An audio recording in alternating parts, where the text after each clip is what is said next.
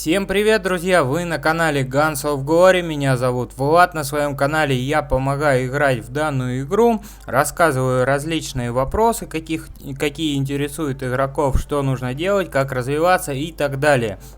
Поэтому попрошу вас подписаться на канал, поставить лайк данному видео.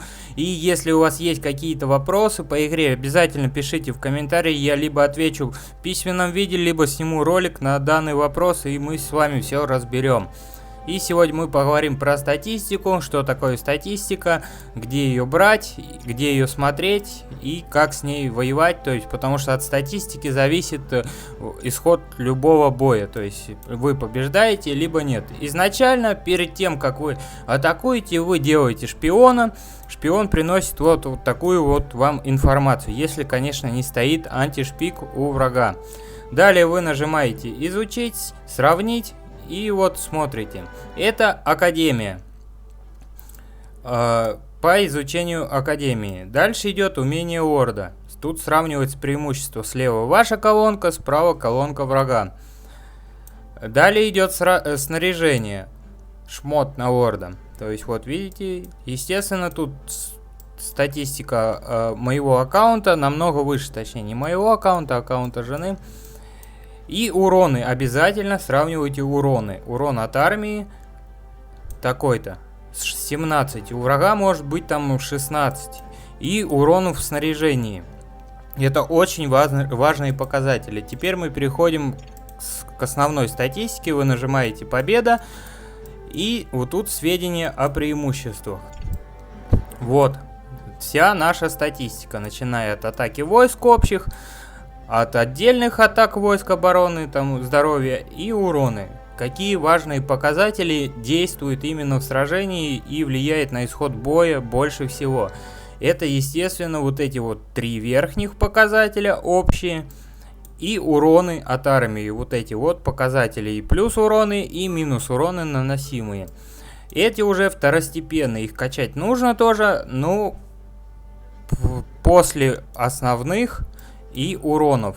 И сейчас я расскажу поподробнее, где какая статистика качается и что нужно делать.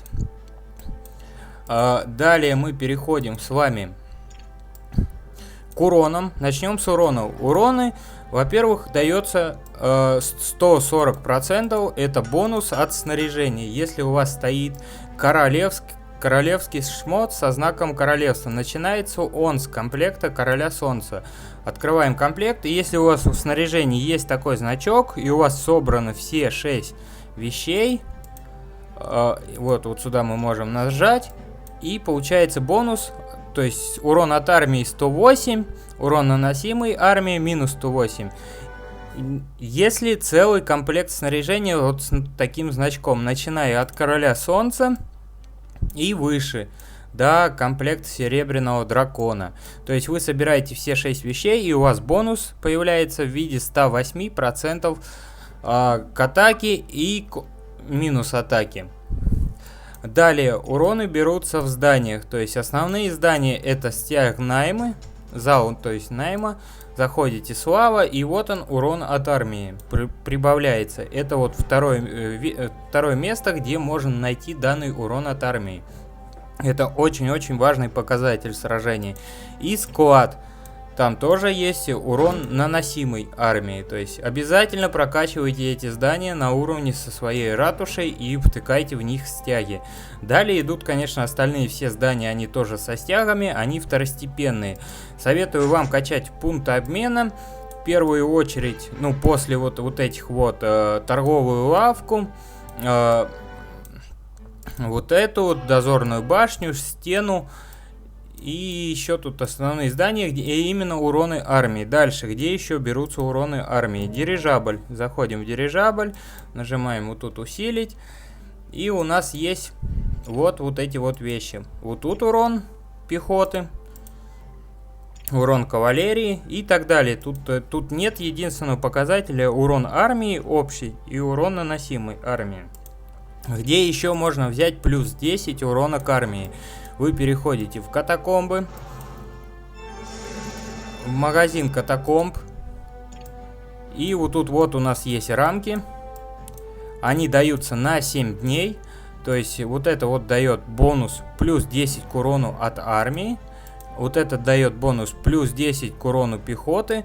Советую вам выкупать и использовать на различных событиях, например, как набег, события убийства и различные там добычи кристалла, ОАК события, там Кровавая война, ее сейчас нет, ее заменили там, ну, на различных событиях, на КВК, где нужно сражаться, вы вот активируете эти рамки на 7 дней, они у вас активны, и добавляете бонус к своим уронам. Про уроны я вам все рассказал, теперь проговорим про основную статистику, где она качается. Она качается от вашего дирижабля, зависит от стражей, от оружия стражей, от щитов, от диковинок. То есть, если мы перейдем, допустим, в щиты, и вот они, наши щиты, стоят на основные 3 показателя. Самый лучший щит, какой есть. Остальные тут, видите, R4, R3. Естественно, у нас там R4, R5 особые показатели не прибавляют. Если вы сразу там открываете R7, допустим, вот смотрите, R5 74, а R7 уже 264, а R8 самая последняя плюс 500. Естественно, чем выше, тем лучше. Первые 3 особо, первая, вторая, третья, четвертая разницы особо не дают. Дальше у нас дирижабль. В дирижабле у нас есть части дирижабля. Вот они есть. Здоровье тут. Атака войск общие. Атака пехоты, кавалерии и так далее. Советую вам сразу тут, ну, все качать. Естественно, на все ставить. Тут оборона кавалерии, дальнего боя и так далее. Если вы качаете здоровье войск, в первую очередь ваши войска будут больше выживать в сражении.